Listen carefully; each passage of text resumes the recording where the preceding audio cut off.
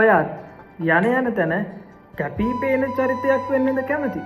එහෙනම් මේ වීඩියෝ එකෙන් personality development tips 6ක් ගේන්නම්. ඔයත් try කරලා බලන්න. පළවෙනි එක. Understand your inner self. ඔයාව හඳුනා ගන්න.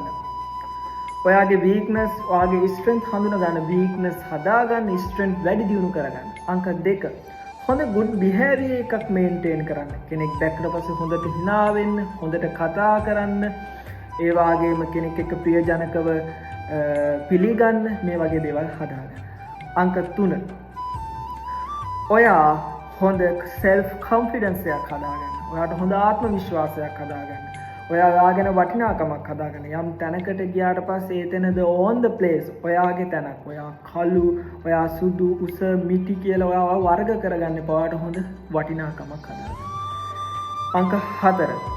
the body language එක maintain කරන්න. යම් තැනක යනවනම්, කනවනම්, බොනවනම් ඔයාටම unique body language එකක් හදාගන්න.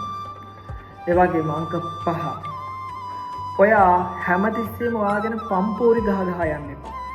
ඔයාගේ තියෙන වටිනාකම අනිත් මිනිස්සුන්ට self confidence එකෙන්, ඒ වගේම body language එකකින් පේන්න දෙන්න. ඔයා කියන්න යන්න එපා. ඔයා මෙහෙම කෙනෙක්. ඔයා කොච්චර උඩට ගියත් ඔයාගෙන පම්පෝරි ගහන්න එපා. නිහතමානී වෙන්න, සරල වෙන්න.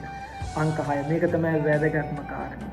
ඔයා හොඳ appearance එකක්, හොඳ fashion එකක් maintain කරන්න. හොඳට ඇඳින්න, පළඳින්න, යම් තැනකට යනවා නම් ගැලපෙන විදිහට අඳින්න. ඒ වගේම ඔයාගේම හොඳ fashion එකක් maintain කරන්න. රැවුල, කොණ්ඩේ, ඒ වගේම ඔයාගේ skin එක, ඔයාගේ body එක care කරන routine එකක් හදාගන්න. මේ වගේ දේවල් අනිවාර්යයෙන්ම කරන්න. මේ වගේ ඔයාගේ personality එක අනිවාර්යයෙන්ම develop වෙලා කැපී පේන චරිතයක් වෙනවම තමයි. එහෙනම් ඊළඟ වීඩියෝ එකෙන් හම්බෙමු. සියල්ලන්ටම ජය.